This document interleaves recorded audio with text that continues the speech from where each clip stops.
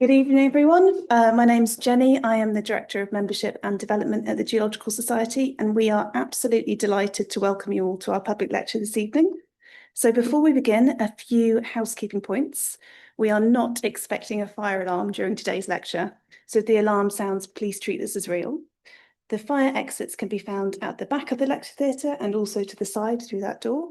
And our muster point is located outside the Royal Astronomical Society, which is just in the courtyard. If you require any additional assistance, please look for any member of staff, and they have a yellow lanyard around their necks and they will be able to help you. There will be a question and answer section after the talk today. For those of you who are joining us in person, please raise your hand if you'd like to ask a question, and someone will come to you with a roving microphone. So please don't ask your question until the mic's live, so that people online can hear us. For those of you asking a question on the online function, please pop your question in the Q&A function and we will read out the questions for you. There will also be a drinks reception taking place after the talk in the lower library. So for those of you in the room, please do join us if you can. We are enormously proud to partner with KSAT, who are supporting our public lecture programme throughout 2025. This collaboration enables us to share cutting-edge insights and geoscientific discoveries with public audiences, broadening the Society's reach and amplifying the impact of our science programme. I am absolutely and enormously delighted to welcome you to tonight's speaker, who is Charlotte Bishop. So Charlotte is a remote sensing specialist with nearly 20 years of experience, and she's currently Director of Emerging Products and Services at KSAT AS in Norway. Charlotte's career has focused on applying optical satellite imagery across sectors such as energy, mining, engineering, and environmental management. She has held leadership and editorial roles, including Chair of the Geological Remote Sensing Group and a committee member of the Society's Development Committee. Passionate about Earth observation, Charlotte is dedicated to promoting the use of advancing satellite and processing technologies to address global challenges. So without further ado, it gives me great pleasure to invite Charlotte to come onto the stage.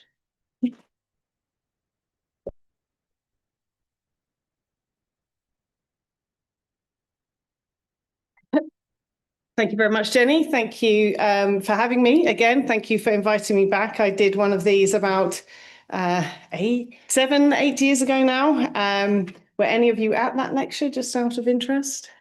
Okay, my parents don't count. I think there's only one slide that I'm maybe reusing in this presentation from then. But my talk today is going to focus on EO. I've already had the question from a lady in the room who didn't quite understand the title and hoped I was going to explain it. So no worries there. I will be explaining what the title means on the next slide. I'm going to be talking about a lot of satellites. I'm going to try and make this as accessible as possible for anyone. But if you have questions at the end in the Q&A or want to find me in the reception afterwards, please, I welcome any questions. No question is too silly. So let's get going. What is EO?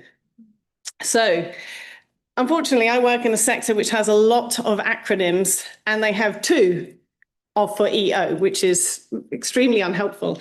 So we have one, which is electro-optical, so a type of satellite. We're going to talk a little bit more about those. But we also have EO, meaning Earth observation. So really the purpose of this talk is to explain how Earth observation data can be used for geological applications.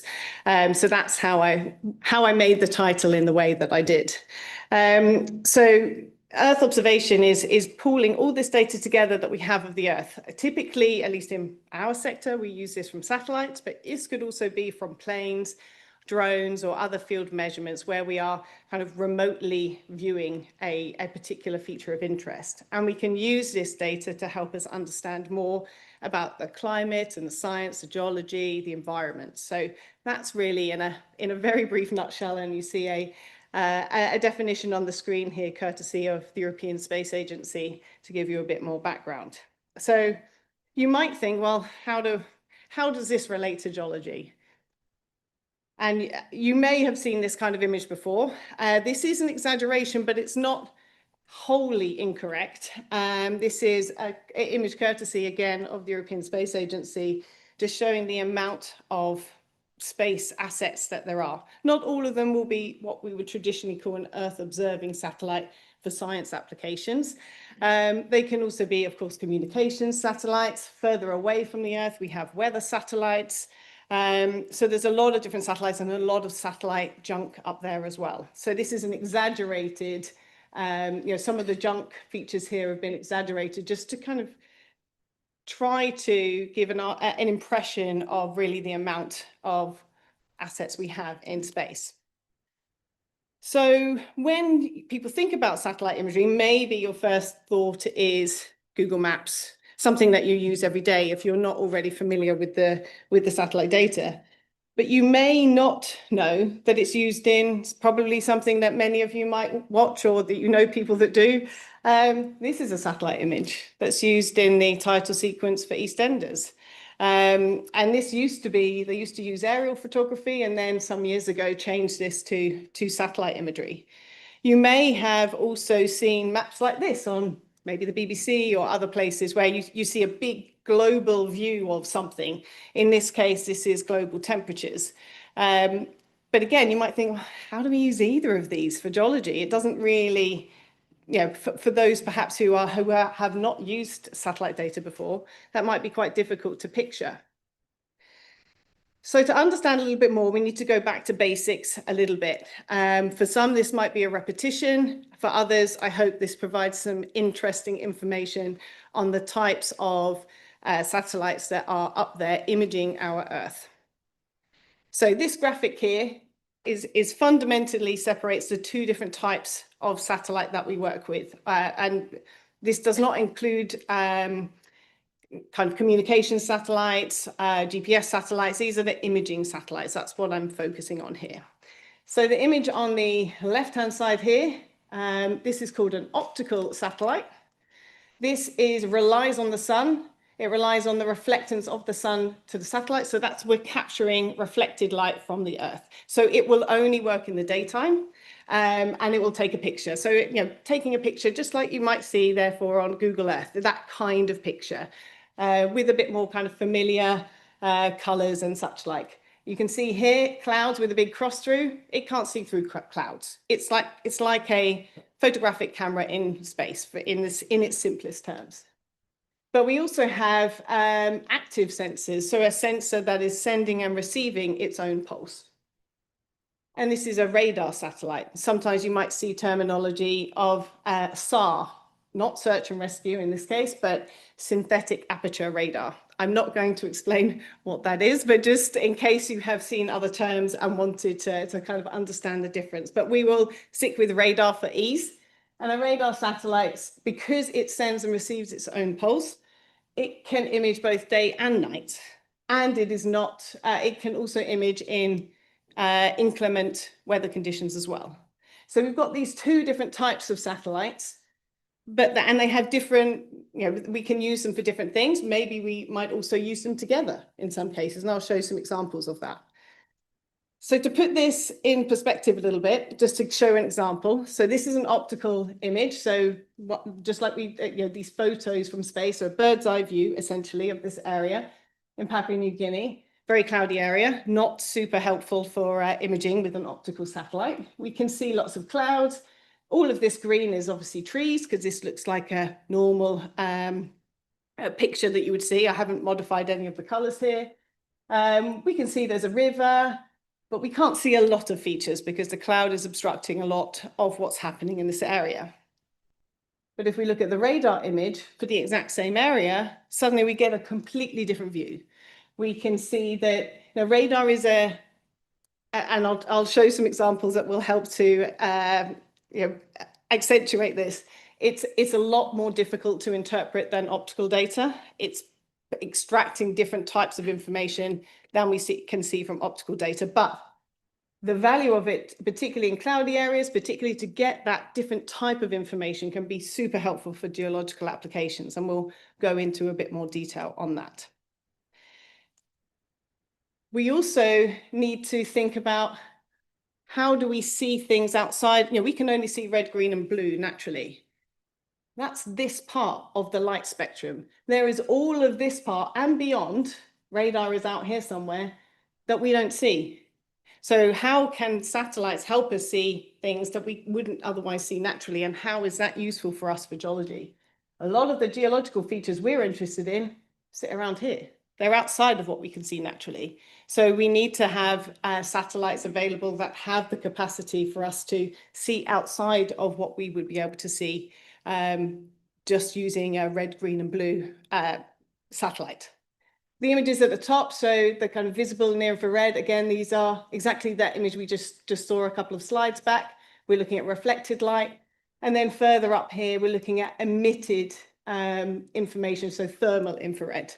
And both of those, that whole spectrum, this whole spectrum is super useful for geological applications. I'll show some examples to help understand, help kind of reinforce how this type of data can give us more information about geology. So we have an image here, again, bird's eye view, somewhere less cloudy this time, so we can actually see what we're looking at. We're in an area of Australia. We can see lots of quite interesting looking geology. I haven't changed any of the colors. We're looking at it as in principle you would see in Google Earth. We can see some features, we can see some rivers, we can see some different colors in the geology and the lithology, sorry, in the area, but we don't see much differentiation. But if we change the color combination by virtue of these bands of information outside of the part of the light spectrum that we can see, suddenly we can see so much more. We're now seeing much more information in the geological areas here than we did previously. And by using this type of information, we can then extract differences and map differences in relation to geology in the area. So it's a little bit like putting glasses on and seeing a different view. So I wanted to spend a moment thinking about, there's one particular satellite that is, I guess, kind of epitomizes this scenario a little bit, and to try and reinforce this point and the value of color, as we will say. This is an image, and don't worry, I won't test you on any of the satellites I may mention, but this is an image from the Advanced Spaceborne Thermal Emission and Reflection Radiometer, ASTA, much simpler to say, which is a sensor on board a satellite. So we have the confusion of sometimes a satellite is a satellite, sometimes a satellite is a sensor on a satellite. Gets very confusing. This was launched in 1999 and was built specifically for geological applications. And the reason it is helpful is that it sees it allows us to see not just what is in our visible light spectrum, but everything outside of that area up to the thermal infrared, as I kind of indicated in that first image. Now, so this has, we call them 14 spectral channels, and these different channels are placed specifically to help us understand more about the geology in the area. So the satellite, or the sensor here, has 3 different components to help us to image different features, and in this case, specifically for geology. So this particular image, this is from the visible and near infrared. So it goes slightly outside of what we see naturally, but is more similar to what we would see naturally in the area. This main difference would be that vegetation is red, not green. I won't go into why, but just for the sake of demonstrating on the slide, we can see snow in this area. We also see some evaporites and other kind of highly reflective features in the area. And we see lots of different colors related to the rocks in the area, quite some variation, most of those related to iron minerals. Then we go to the next step. So we're now in the shortwave infrared. So we're now quite a way away from what we would see naturally. And we're now seeing many more features and clay minerals, carbonate minerals. And these features have been specifically picked out by the combination of spectral channels that we're using to display the data here. So we can use visual analysis to understand an area, and we can also use algorithms and band ratios and other analysis tools to help us pull out even more information. I won't go into a lot of detail on those. We're just going to stick more with the visual today on some of these examples, but just to tell you there's a lot more that we can get even from a visible image like this. And then finally, we have the thermal infrared. So again, this is exactly the same area, but we are seeing this progression of different levels of information that we're able to extract from the area simply by moving along that spectrum away from what we can see naturally and pulling out that information. In this case, the emissivity of the rocks, allowing us to pull out information on quartz minerals, silica, volcanic deposits that will only exhibit in the thermal infrared, and we would never see them in the other parts of the spectrum. So this is where the color spectrum becomes really important. And I should add here that throughout everything I'm going to say with the optical satellite data, this is only what we see on the surface. These satellites are not penetrating the ground. This is surface geology. So we've talked about color. What about spatial resolution, level of detail? That could be really important depending on the size of the area we might want to look at or the level of detail that we might need for a particular application. This image doesn't look all that useful.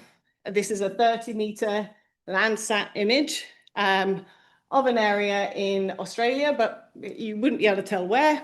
We could not even really very well determine what it is we're looking at. If we go one step further, this is a 5-meter spatial resolution planet scope image. We can see there's something here that's quite bright. These might be buildings. This could be a road, maybe a river. There's not a lot of detail. And then we can go to the highest spatial resolution currently available from space of the Earth, and that's 30 centimeters. And we can now see very clearly, this is a beach. We can see individual trees. We can see buildings. We can see detail in building roofs. We can even, in some cases, see the sides of buildings because of the angle of the collection. And we can see this is indeed a road. And we can see cars and everything. So it really comes, all of these different considerations that we have to think about as to what might be helpful. Now, this already might think, well, how would you use this for geology? I'm going to show you. So before we get to that, before we get to applications, one more kind of element to think about is coverage. How big an area is it that we want to monitor? And what might be the most suitable data to cover that area? Because there is very little point in covering a very large area like the island of Spitsbergen with a satellite that covers only this much every time it passes. So we need to think about what kind of scale of analysis do we need to do and what kind of output level of detail is needed. So quite often when we're doing geological studies or mining, geological both for mining or for other applications, you might start at this bigger scale. This would be equivalent to the 30-meter satellite image that we talked about. And then you might gradually go down to the higher detail in the areas that were of most interest to you. So it's all about thinking about what's most relevant and considering the trade-offs. That could be cost, it could be coverage, it could be level of detail, and finding those different, finding what is that point that is most useful for your application. And that will vary. So most of what I'm going to show you can be done with lots of different types of satellite at different scales, but it just comes down to what is your application. And as a kind of slight aside here, but also relevant, I think, is considering how coverage has changed, how the size of a satellite has changed over time. And that has also impacted a little bit the coverage. The coverage of this image here, this is an EnviSat, very old satellite, hundreds of kilometers wide. This is a radar image.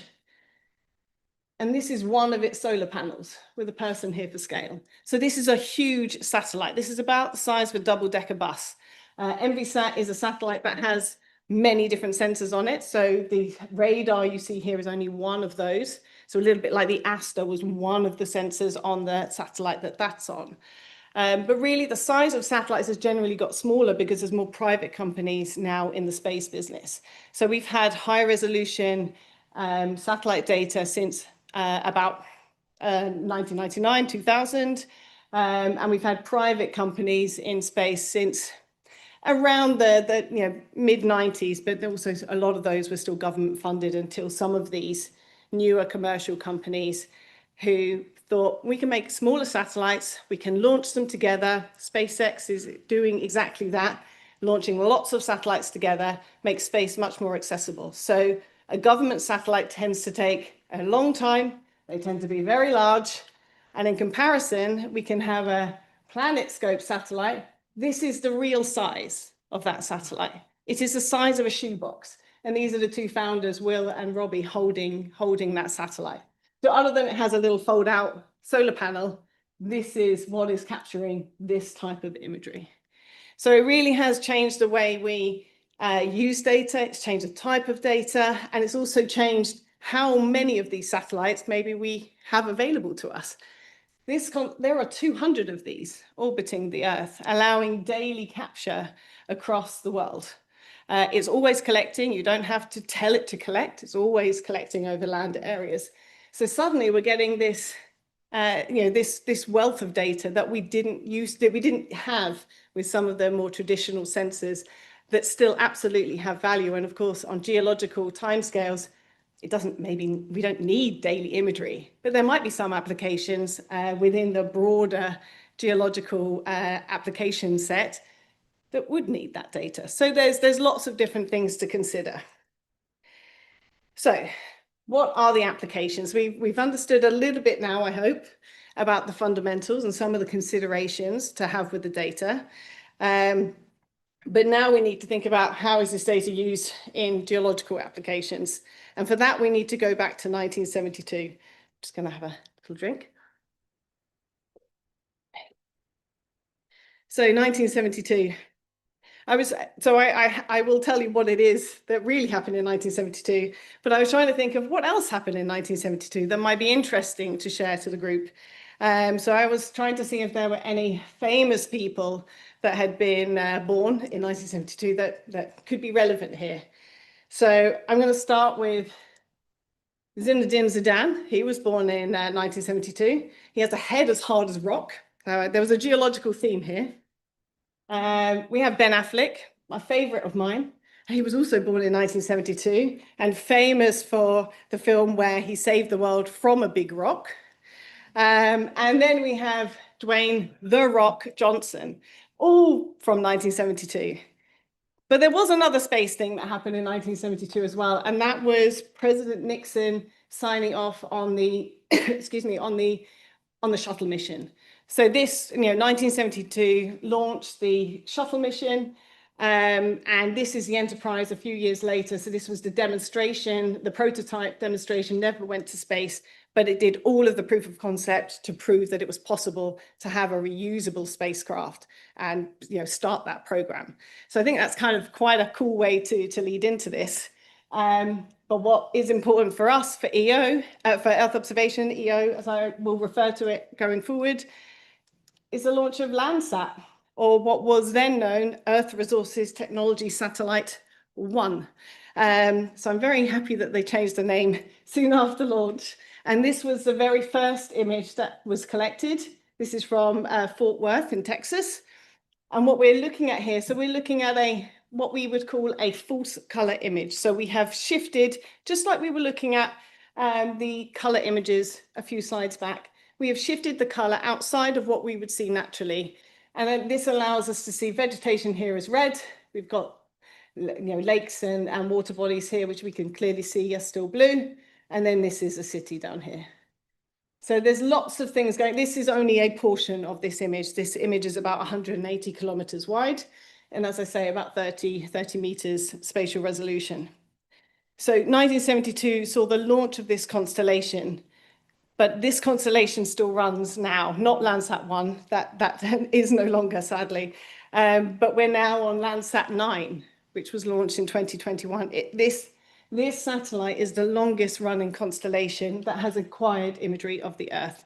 And I think for many of us, particularly those working in geological remote sensing, this is the basis of what we do and what we have, how we might have learnt our skills when it comes to geology and remote sensing applications. So in 1985, when Landsat 5 launched, They do go sequentially, but unfortunately Landsat 6 did not make it to orbit, so all the rest of them did. But when Landsat 5 launched, it was the only satellite that had, sorry, it was the first of the Landsat series to actually include one additional spectral channel, one of these image bands in light spectrum, specifically for geology. So this was really a lobbying from NASA. So this is a NASA satellite to actually have this information added. And the Landsat 5 satellite launched in 1985. It holds the Guinness World Record for the longest satellite, Earth observation satellite in orbit, 29 years, which is quite impressive. And most of the satellites, so we talked a bit about satellites. I said Landsat 1 isn't operational. Maybe for those who are not in this space, you might be thinking, how long does a satellite last? Nominally, most satellites would have a lifespan of about 5 to 10 years. So for a satellite to last 29, that shows how most of these satellites will have some fuel on board to help it maneuver a little bit in orbit and get to the right place, but it's also powered by the sun. So there are cases where it's still able to just keep going around thanks to the gravitational pull of the Earth. That's kind of at that sweet spot between not pulling it too close to the Earth and damaging it, but allowing it to continue to collect data. So Landsat really has been the baseline for a lot of geological studies, and was really the first data that was used in the early mid-1970s and onwards for interpreting what we see on the land for geology. So I'll show you some examples of what I mean, and a big thanks and acknowledgement to my friend Mike at TechtoSat for providing the following slides just to show some really lovely examples. Excuse me. So this image here is of the Potwar Basin and Salt Ranges in North Pakistan. And we see a combination here of faults and thrusts and all sorts of things going on. And the yellow lines here being the nominal geographic boundaries of this area. So this is a huge area, 20 kilometers is the scale down here, just to give you an idea. So this interpretation is about 1 to 500,000 scale. So not super detailed, but we're covering a large area. So this is where it's that trade-off again. How much detail do we actually need for whatever that application that we're trying to achieve at the end? So I'm going to step through now another example. Again, thanks to Mike for this. Multi-platform image analysis sounds a bit kind of, a funny way to name this slide. However, what I'm going to show is how we can use lots of different types of satellite and information, combine them together to give us the information that we want and a resultant output map. So we're going much higher now. So we were 1 to 500,000. We're now 1 to 50,000. A little bit closer to what you will have seen an Ordnance Survey map that is 1 to 50,000. So they tend to be a little bit further out looking, but you've got some detail. You can see a lot of the features that you want to. So this is a Landsat map here. So we're in the Kwanza Basin in Angola. We can see some features. Again, we've modified the colors a little bit, but we are still seeing vegetation as green, so it looks a bit more familiar, but we're seeing a bit more discrimination between the other land types here. And this is a particularly useful combination, often used for lithological studies. We're then combining it with SRTM. This is an elevation model, publicly available now from NASA. This was actually kind of thinking of my comment related to the shuttle earlier. This was collected on one of the shuttle missions in 2000. It was an 11-day mission. They collected all of the data, processed it, made a global elevation model that is now publicly available for everyone. And we can also combine this with ASTA, that nice colorful satellite that we looked at earlier. In this case, we've modified this completely. This doesn't look at all like what we were looking at in the previous image. It looks very different. And that is because we have applied some algorithms to the data to pull out particular features. In this case, we're looking more specifically at the different types of geology. So we've applied an approach that allows us to see more than we would otherwise see with just a visual image. And we're also finally, our last image we're including here is a radar image. So the optical satellite data gives us the color. It gives us the discrimination of the land features. But the radar satellite images give us the texture. So we get the combination of the two, helps us to understand more about what's happening on the ground, regardless of whether it's a cloudy area or not. The combination can still be very powerful. So here is the resultant geological, the structural interpretation of the area, and then the lithology as well. So from those input images, we're able to generate a map that pulls in all of these different layers of information. We can take it further. We can go to 10,000 scale. So, one of those much more detailed Ordnance Survey maps that you might be familiar with, although you probably don't have one, maybe for southern Turkey in the mountains. However, if you did, it might include this. But in this map, we're able to see much more faults and lineaments and thrusts. We're able to see different lithology. And we can see other information. You've got these little features here. We can actually look at how the geology is dipping. We can extract all this from satellite because we have sufficient detail to help us understand that information. And again, this would be from satellite imagery, a combination with an elevation model, and perhaps even some radar as well, depending on the type of activity or the needs of that particular project. And we can go really the furthest we can go, 1 to 1,000. Very high detail. And in this case, this is quite a low spatial resolution image. This is a Landsat image, in fact, as our base image, just to give us the view. And as I mentioned earlier, sometimes we might start like that, give ourselves the overall coverage, the overall reconnaissance of an area, and then focus in with more detail for the different features we would like to extract. We've also then we can suddenly see much more detail here. We've included some aerial data, in this case LiDAR, which is a light-based elevation model source. This would be flown from a plane, not from a satellite. And this allows us to see much more detail on the elevation. We also get some penetration of the vegetation canopy, and we can see much more detail. And we can combine them together, and we get this rather complex field of structures that we can extract from this data. And as for the remote sensing geologists, perhaps in the room or perhaps online, this is probably a familiar looking site in some locations where you might be doing a very detailed structural interpretation. So we talked a little bit about how we can combine different layers of information together. And I wanted to also emphasize how sometimes we can use the different data to see more than we would do naturally outside of color. So not just color. And I mentioned that we can only see the surface, but that wasn't strictly true. With optical data, yes, it's true. We can only see what's on the surface. And that is the same for if we're doing any mineral prospecting, we can still only see surface minerals that can give us an indication of what might be happening underneath that particular feature. In this example, we have an optical image up here. We then have a radar image in the middle. And if you see within this red box, we can see a feature here we do not see at all on the optical image. And the reason for this is that this is from a radar image that in the right conditions, which is typically very dry conditions, will actually penetrate the ground a few meters. So we are seeing something that is covered, in this case, by sand deposits that we can't see with our eyes. We wouldn't be able to see if we were even standing there, but the satellite can help us understand that that's there.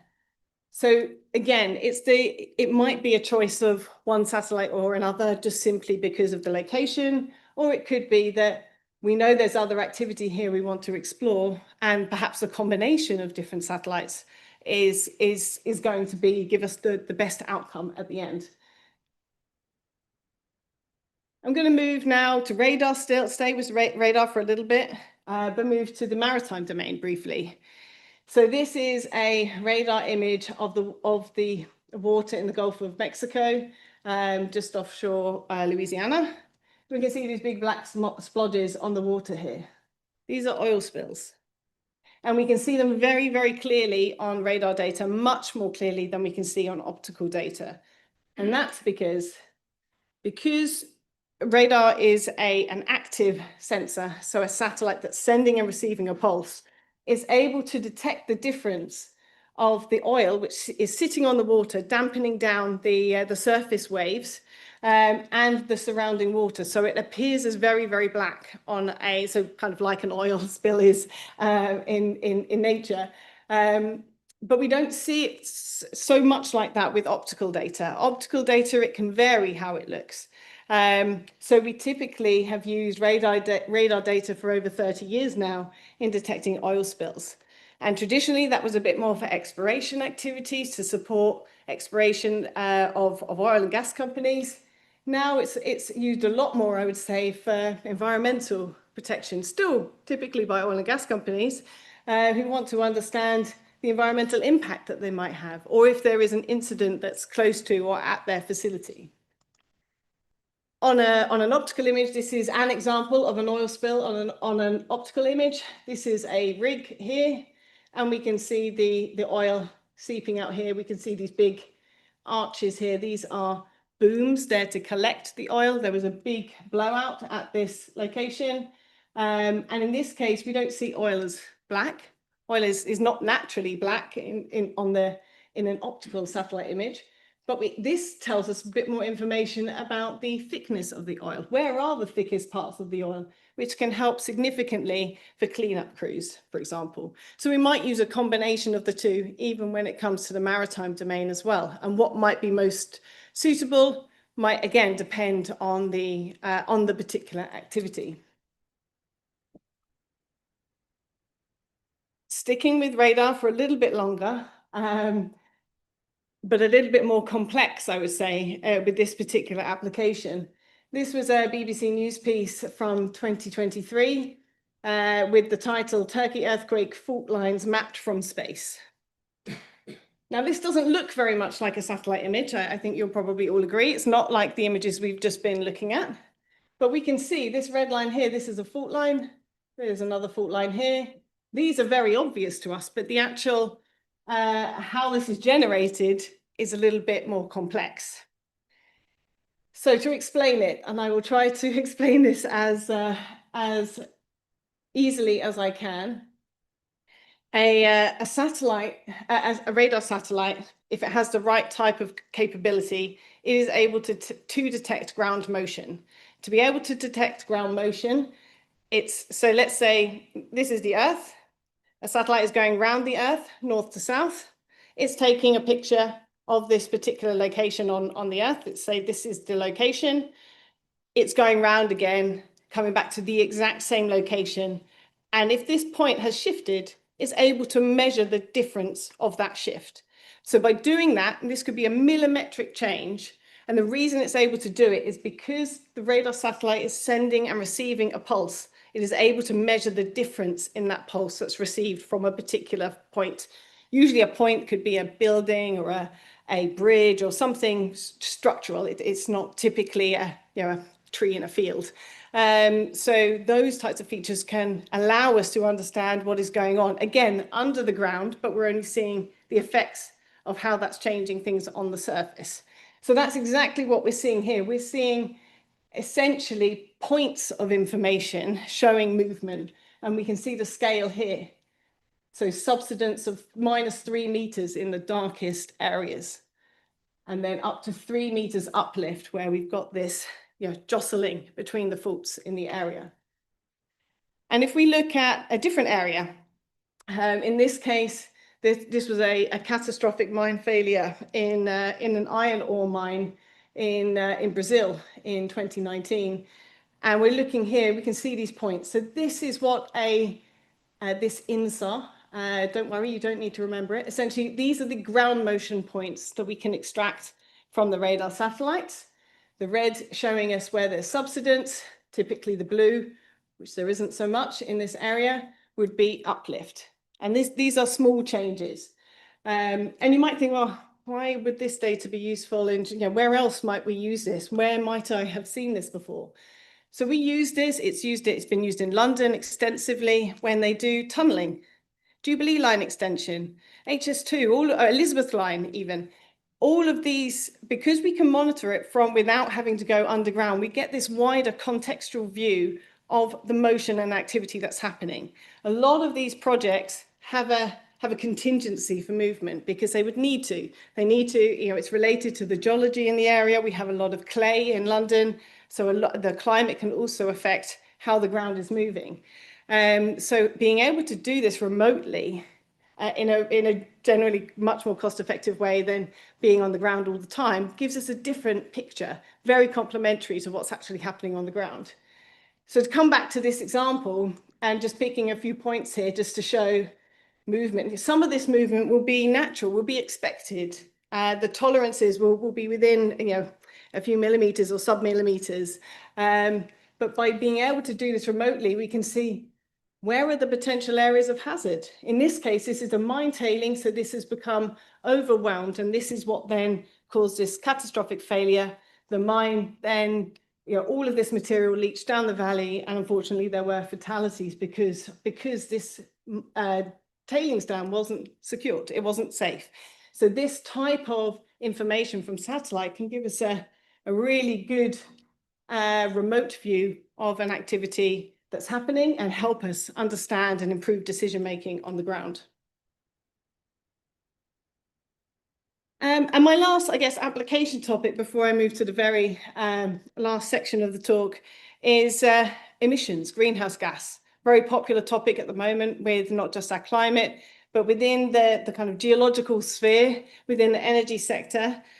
It's very important. It's becoming a regulatory requirement for companies to report on on the emissions that they are making and being able to make those auditable. And this is becoming much more common. And the reason methane has been the priority, there's a couple of reasons, but the main one being it's 80 times more potent than carbon dioxide.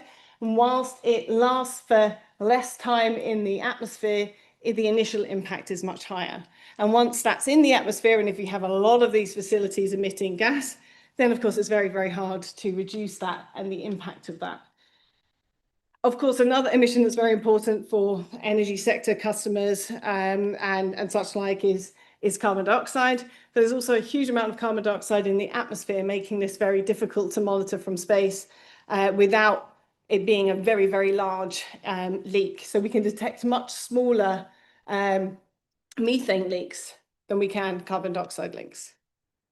So this is an example of what that might look like. So this is a facility in this area, and this is a plume of methane. Now, methane emissions do happen, but what is also important is not just to record and monitor those, but also understand where these might be happening, outside of the kind of ease of control or reach of those who are operating them.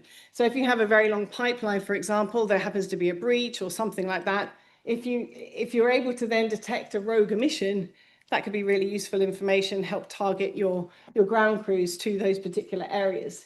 And in this case, the color scale, which I unfortunately omitted, I do apologize, is red is the highest, and then to the blues and whites, which are the lowest concentration.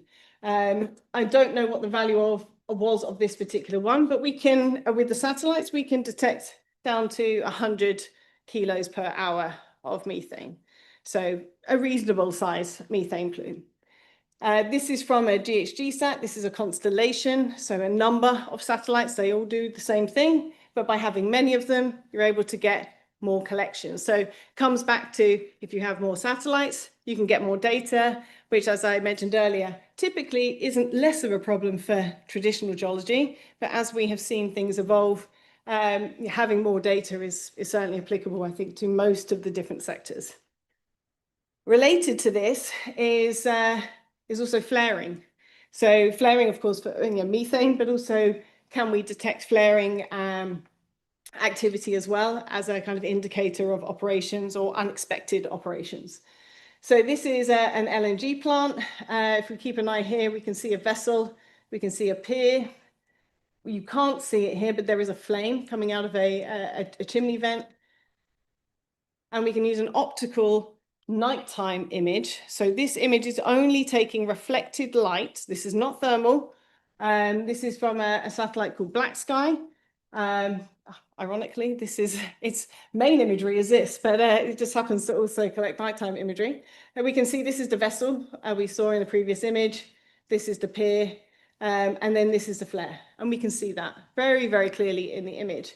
So nighttime imagery can be a complement, not simply for flaring, it can help us understand potential activity or operations outside of what we might expect. So it gives us a complement to the kind of daily operational monitoring. And but we do have thermal. So this is also thermal, looks quite similar to the one we just looked at, but in this case, looking at where the heat signatures are coming from in the area helps us to understand, is this what's expected? Or did we expect those facilities or that part of that building to not be operational at this time? And again, we have a big flare in this image that's showing up very brightly. This is from a satellite called HotSat, and unfortunately it's archive only at present, but they will be launching another satellite next year. But this is the highest, or this has been the highest resolution thermal from space. But this is less designed for geology, more designed for this kind of application to understand and quantify through heat signatures the kind of operations and use that for different applications. So the last section of the talk, something amazing happened in 2008. Free data changed the game completely. So in 2008, this is Landsat data. Landsat was the first. So NASA made the Landsat and then subsequently their other satellites free. This is pretty low usage. I unfortunately don't have, the scale wasn't quite big enough to show. I mean, tens, hundreds, thousands of scenes, but not tens or hundreds of scenes, if that makes sense. Data goes free. In this time period alone, 4 years alone, exponential increase in the use of data, because suddenly it's free, it's accessible. You can download it. It becomes a useful tool as a starting point, maybe to do a feasibility, to understand what's in the area, to see if you need to follow up with maybe some commercial imagery. On the right-hand side, you can see at least between this time, so this being up to 2012, how this data was used. Geology only accounted for 3% of the usage at that particular time. So it just shows the breadth of applications of satellite data in general. And obviously, we're only talking about a very small component of that. We talked about my friend Asta, the sensor. This data became free a bit later, became free in 2016, largely because whilst this was a NASA satellite, it was also a JAXA, Japanese Space Agency satellite. So they had to compromise on when to make this data available. It's acquired 4.7 million images, each image being 60 by 60. So this is kind of a good combined mosaic, if you will, of everything that's been collected. This slide on the next being provided very kindly by the ASTA science team for this talk. And this shows the total distribution of products between 2021 to 2025, noting that the data actually became free in 2016. So this is only accounting for a 4-year period. And this is the line that's of interest to us in this case, 30 million downloads in that time alone. So this shows the value. You make the data free, people want to use it, they want to understand it. Even more important with this particular satellite, you know, we talked about, we have those 3 different color sets. The one in the middle, that particular part of the sensor broke in 2008, yet this data is still being downloaded because it has a value. And of course, when we're talking about geology and geology not changing significantly, then it doesn't matter if the data is 10 plus or more years old, 15 years old, it still has value. And because of that, it's allowed us, or allowed in this case, the Centre for Research in Australia to make a map of Australia to pull out particular geological features. This is free. I've included the link here as well. And they have made maps of silica, of aluminium hydroxide, of quartz, and many other minerals that will be of interest for Australia, but the same, of course, can be applied to other areas. This, for example, is the silica map taken from the thermal infrared. So that was quite a lot, I appreciate. But what I wanted to really convey was that really satellite data can be used throughout the life cycle of a geological type of project, whether you are doing more traditional geological analysis or whether you are looking from exploration through monitoring and operations to decommissioning, which we didn't really talk about here, but of course has relevance as well. The applications are diverse. They go beyond what we consider traditional nowadays. Traditional applications for exploration are much less than we see the environmental side, the ESG, the environment, social governance side of the industry and where things are going, particularly with the energy transition. We are seeing that, as I say, environmental products are more readily being used and becoming more important, and also that the technology and advancements from satellites are allowing us to do many more things, and that will only continue. And there's been your promise, I think, to a lot of us who are within this space. We've been eagerly awaiting some of those advancements to help us with the next level.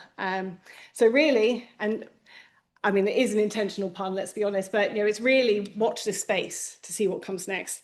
So a very final thank you to TectaSat and also to the Asta Science team and for your time.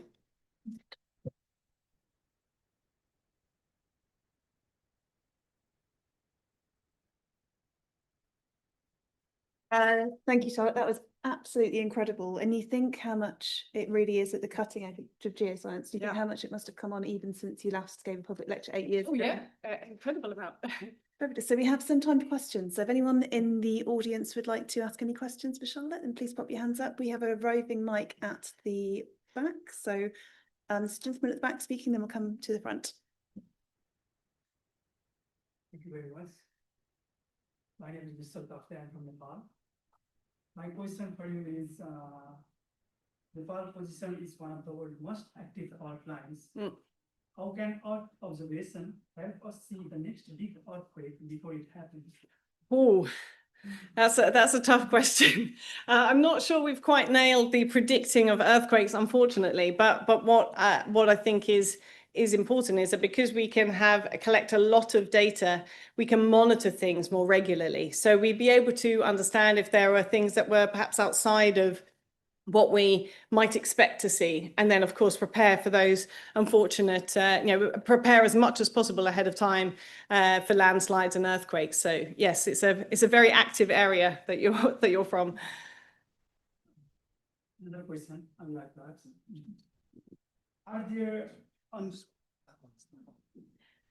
are there ongoing EO-based collaboration or open datasets that Nepalese researchers could access to study Himalaya geology? 100%. I mean, the data that I mentioned, the Landsat data, so all of the NASA data, all of the European Space Agency data, all free. So this is a huge amount of data, both optical and radar satellite data. So very useful. I hope you've seen some ideas from here as well that could show how this data can be used. And there are often, depending on applications or if this is for academic research, there typically tends to be free data or cheaper data solutions if you need to dive a little bit deeper into a particular analysis. So I would say there's lots of different options, and that would be for anywhere in the world. Yes, thank you very much. Thank you. You're welcome. Good to see you. So we have a question from Paul C. online. They ask, have stereoscopic images any application? Yes, absolutely. And I didn't show it here. I did actually show one last time I did this presentation, but we looked at elevation models, but only from radar. So that if you cast your mind back to earlier in the slides, but we can also use stereoscopic, or stereo for ease of saying, optical imagery, and we can extract elevation models using that data. That is get down now to 0.5 meter grid spacing for an elevation model derived from stereoscopic images. Thank you very much.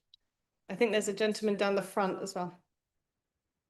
Steve Pickering, have you combined any of these images with gravity or magnetic data? And would you like to give an example? Very good question. Personally, no, but I have in a past life, in a past job, in fact, with the gentleman who provided me the slides from TectaSat, when we used to work together many years ago now, we would do some projects, particularly say for mining projects, where we would use gravity and magnetics in combination with the satellite data. So we'd get the, for those who perhaps are not familiar with that data, we'd get the underground information and then we'd have the surface information. And we could do the same in the maritime domain with seismic data as well, to help us understand what's going on and perhaps where the source of some of these oil seeps we see on the surface may be from. Very good question. So we have another one from online. Claire Williamson asked, how is the cost of free data offset? Does providing free data assist the satellite companies in any way? The free data is only provided by governments. So at least today, the free data that's available are from government-owned satellites. So they have had many years. I mean, Landsat was launched in 1972. They didn't make their data available until 2008. And if you're charging several $1,000s for one image, you're going to, I don't know how much they offset their cost by, but they also see, a lot of the governments see this as a public good. You are investing in the community and making it public, making it accessible. So at present, commercial companies aren't going in that direction because it's a really good point. But of course, they need to cover their costs. They've perhaps got investors. They've got to cover the cost of the launch or development of the satellite. But the cost of satellite data is nominally coming down anyway, even for the highest spatial resolution data. Thank you. Fascinating lecture. Oh, You may have already answered my question in saying that all the data is publicly available, but I do wonder whether Brexit has acted to the detriment of the UK in its not being involved now in EU-wide satellite development and data collection. Yeah, that's a very good question. And I know there's been a lot. So the UK is still part of ESA. It's still part of the European Space Agency from a kind of collaborative point of view. So it still has a role there. But of course, with the UK's own space program being a little bit shelved or sidelined. So there was a concern for a long time about what would this mean for the UK to access this European rich data source and even funding for projects that are, that the UK would like to, scientists would also like to be part of. My understanding is that that has not been the case, and actually it has not had as significant as an impact as we see in other cases. Of course, it would affect a European funded project, like a European Commission kind of funded project, but certainly not a European Space Agency as it stands today, is my understanding. We have another question from online. In many industries and sectors, advances in AI and automation are having a massive change on how data is used and analysed. How is it impacting your work using satellite imagery? I was definitely expecting a question on AI. It's helping. And the challenge with AI is that I think there is a general feeling when people say AI that everything we do can be automated. And it can't. There are still a lot of these nuanced elements to what we do, particularly for specialist interpretation, where it's impossible to have AI do that for us. I'm sure we will get there over time, but this will take many, many years to do. And the challenge with AI is it needs a vast amount of data. It needs to be continuously learning.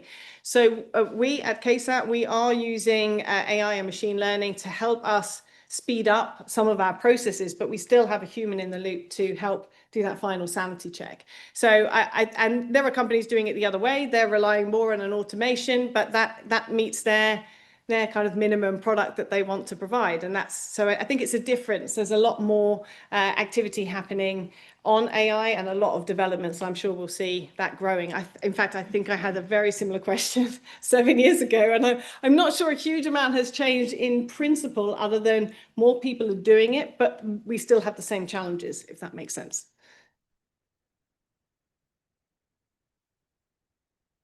Thanks. Thank you, firstly, for such a great presentation.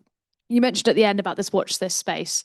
In your opinion, what do you think is the, I guess, most untapped opportunity currently, or the one with the most opportunity in the future, and what are the key blockers or barriers as to why it's not being leveraged today? Great question. I think for me, and at least I think for a couple of people in the room who are using satellite data, I'm looking at no one in particular. I think it's so when we talked about color and we talked about seeing in this whole spectrum, having this granularity to really allow us to pull out particular features. If you think like rocks have these different, very subtle differences that we can see only when we have this full capacity. So there are types of satellites called a hyperspectral satellite that would have multiples of these channels, often 200 or so. And suddenly we see a very different view, but it's very difficult to get that trade-off between level of detail, collection repeat, perhaps, and even coverage.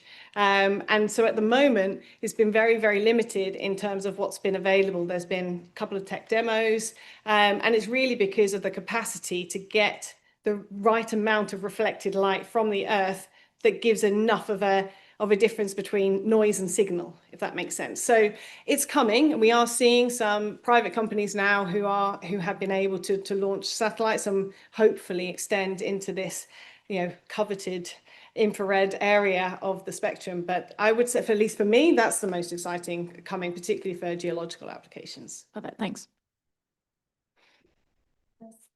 So thank you so much, Charlotte. That was an absolutely incredible, inspiring lecture. So a big round of applause again for Charlotte, please.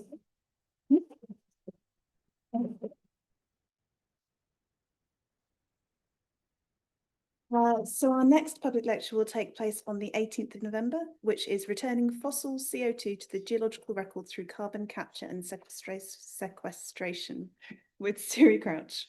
So all that's left to say is for those joining us in person, we have a drinks reception till 8 o'clock. So please help yourself to some drinks and stay and have a chat. And thank you so much for those joining online. And thank you again to Charlotte. And